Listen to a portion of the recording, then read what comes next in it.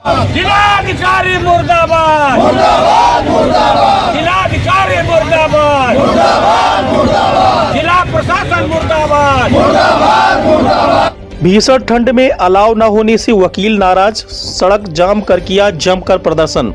नमस्कार, Shravasti express TV देख रहे हैं आप। खबर उत्तर प्रदेश के श्रावस्ती से है, जहां पर भीषण ठंड के बीच तहसील परिसर और दीवानी न्यायालय में अलाव की व्यवस्था न होने से नाराज वकीलों ने भिनगा तहसील परिसर में विरोध प्रदर्शन किया।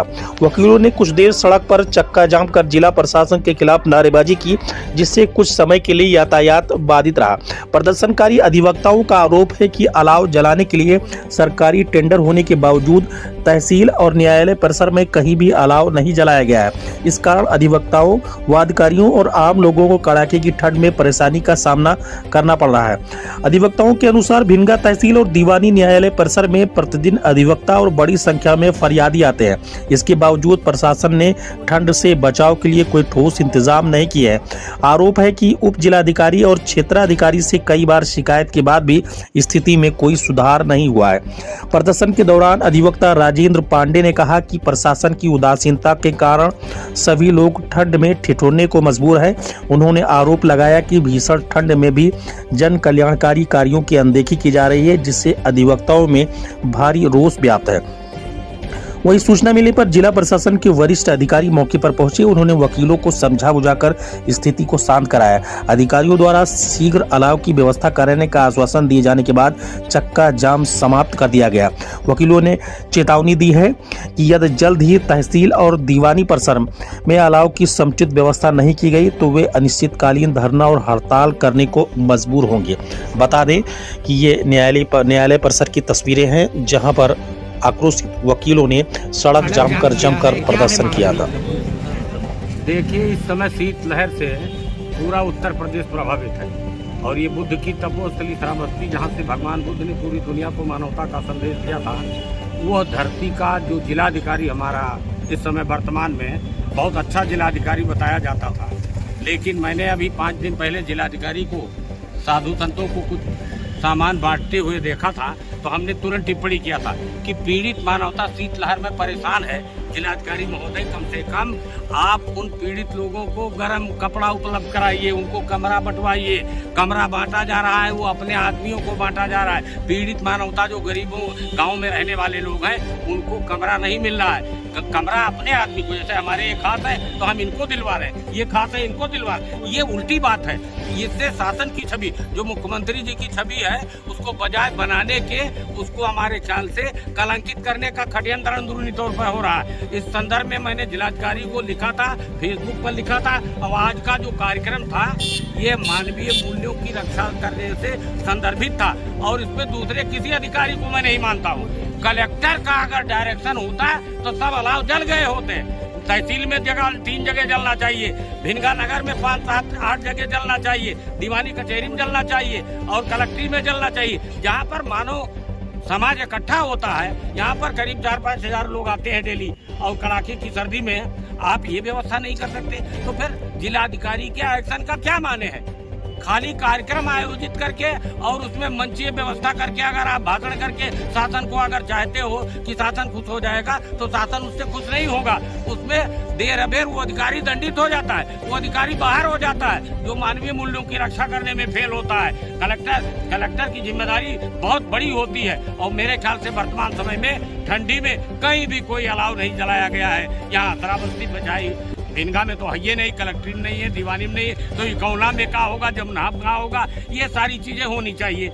ये मानवीय मूल्यों की रक्षा करने से संदर्भित बात थी, जिसकी तरफ मैं रामचंद्र वर्मा दाढ़ीवाला, founder president model bar association, आपके बीच बोल रहा हूँ। आपको ये भी बताना चाहता हूँ कि ये जो हमारे साथियों ने, हमारे अध्यक्ष ने, आदरणीय राजेंद्र प्रसाद पांडे जी, हमारे पूर्व general secretary Ved Prakash ji, fighting general secretary हमारे हैं, और ये हमारे acting general secretary Satish Maurya ji हैं। इन लोगों के, सुरेश तिवारी जी के, इनके डायरेक्शन पर हमारा पूरा वकालत खाना आज जो है, आज सड़क पर आंदोलन कर रहा था और पूरी जाम कर दिया था रोड को। ये और दूसरा मैटर है कि ये अलाव तो जलने चाहिए कल तक के।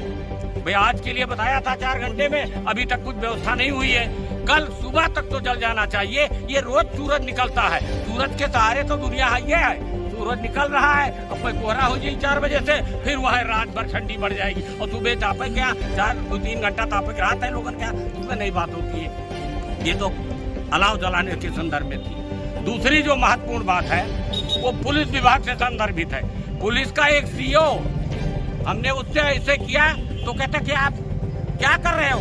अरे हम कहा तुम नौकर है तो हो, सीओ हो तो जनता के नौकर हो। हम चैनल पर बोल रहे हैं कि जिस पर रामचंद्र वर्मा दाढ़ी वाला, चाहे कलेक्टर चाहे एसपी चाहे जो भी है, जिस पर लेखनी चलाया हूँ वो धरती पर रुकने को नहीं पाया है और ना रुकने पाएगा। मैं मानवता की बात कर रहा हूँ, मैं अपने बप्पा के कल्याण की बात नहीं करता हूँ, अपने परिवार की बात नहीं। हमारा पूरा परिवार जो यहाँ खड़ा दिखाई दे रहा है वही मेरा परिवार है, तो उसके कल्याण की बात से संदर्भ आपकी जिम्मेदारी है, आपको देखना चाहिए। Supreme court of India, chief justice of India, वहाँ का जो गवई हमारा चीफ जस्टिस ऑफ इंडिया था, रिटायर हो गया। वर्तमान में सूर्यकांत जी हैं, ब्राह्मण बिरादरी के, शर्मा बिरादरी के तमाम हल्ला है। वो बोल रहे हैं आधी रात में गरीबों की पीड़ा को सुनने के लिए मैं सुप्रीम कोर्ट खोल कर बैठ जाऊंगा। अरे पुलिस वालों, शर्म खाओ, भाटी को बदनाम न करो। कप्तान अच्छा है, ये मैं भी कहना चाहता हूँ। हमारे भाटी साहब जो है उनसे उम्मीद बहुत अच्छी थी, वो आए थे, बढ़िया बात थी, लेकिन अब उम्मीद पर पानी फिर रहा है।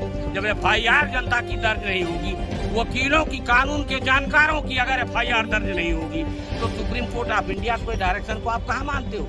इसके मतलब है कि आप न तो सुप्रीम कोर्ट ऑफ इंडिया को मानते हो, न भारत के संविधान के मानते हो, सिर्फ पाखंड पर खाली इनका उनका दुआ करने में लगे हुए हो, उससे काम नहीं चलेगा। तत्काल FIR दर्ज होनी चाहिए। आधी रात को अदालत लगाने का मतलब क्या हो गया कि तुरंत सुनवाई करो? यही तो हुई कि हम तुरंत सुनवाई करेंगे। तो यहाँ से भाटी साहब को चाहिए कि अपनी पुलिस को शराबस्ती की पावन भूमि पर सावधान करें कि वो मानवता को कलंकित न करे और पीड़ित लोग जो भी पहुँचे, गंभीर लोग जो है, गंभीर घटना में FIR तत्काल दर्ज होनी चाहिए। और मैं समझता हूँ कि इतनी बात काफ़ी हो गई।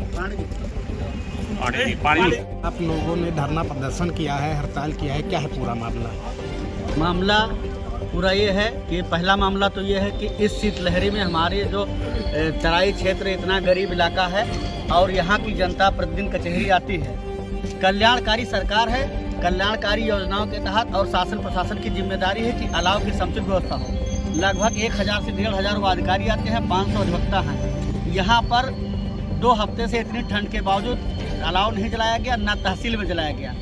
एक दिन थोड़ी सी लकड़ियाँ भी आई, वो भी गीली लकड़ियाँ थी।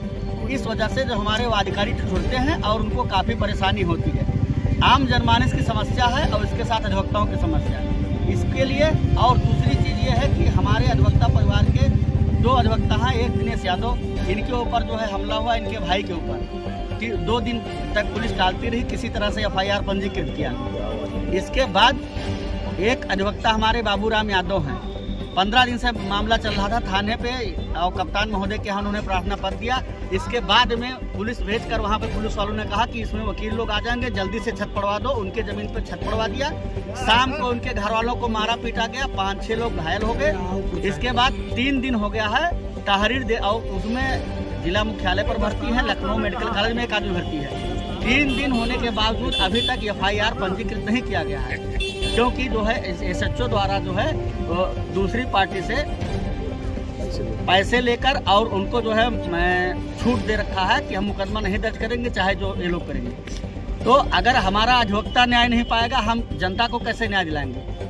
जब पानी सर से ऊपर जा रहा है सारी समस्या, इन समस्याओं को लेकर हम लोगों ने कल जो है सोशल मीडिया के माध्यम से और सबको सूचित किया अधिवक्ताओं को, और आज रोड पर प्रदर्शन करके इसके बाद SDM साहब आए, CO साहब आए, हम लोगों ने ज्ञापन दिया है। इन समस्याओं के त्वरित निदान के लिए कहा गया है।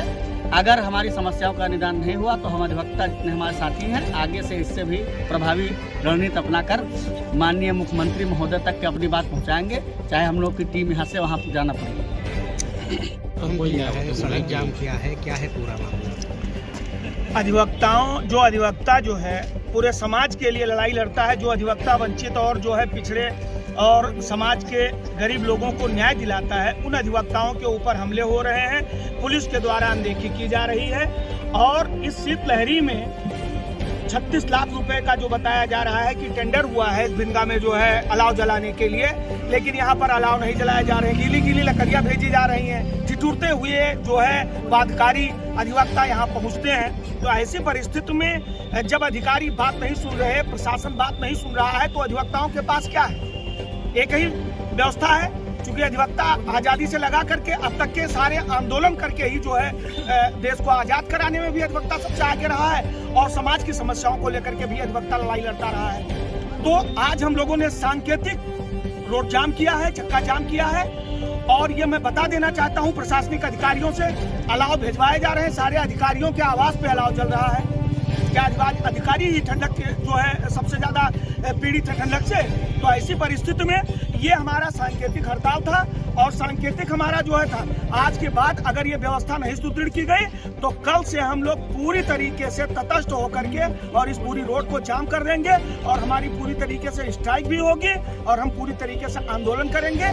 पुलिस विभाग से हमारा अनुरोध है कि वो तत्काल हमारे पीड़ित अधिवक्ता जिनके ऊपर हमले हुए हैं या जिनके परिवार के ऊपर हमले हुए हैं उनकी FIR लिखी जाए और उनकी जो है कार्यवाही को अच्छे ढंग से की जाए। और जो प्रशासनिक व्यवस्था है उससे तुरंत ये मांग है कि तत्काल जो कचहरी में जिन भी जगहों पे आवश्यकता है, तहसील परिसर में और दीवानी परिसर में, ये अलाव को जलाने के लिए शुद्ध व्यवस्था तत्काल कराई जाए, अन्यथा हम आंदोलन को बड़े रूप में भी करेंगे। रहने के लिए हमारे YouTube चैनल को सब्सक्राइब करें और बेल आइकन को दबाएं। और आप ये वीडियो अगर Facebook पर देख रहे हैं तो लाइक जरूर करें और ज्यादा से ज्यादा शेयर करें।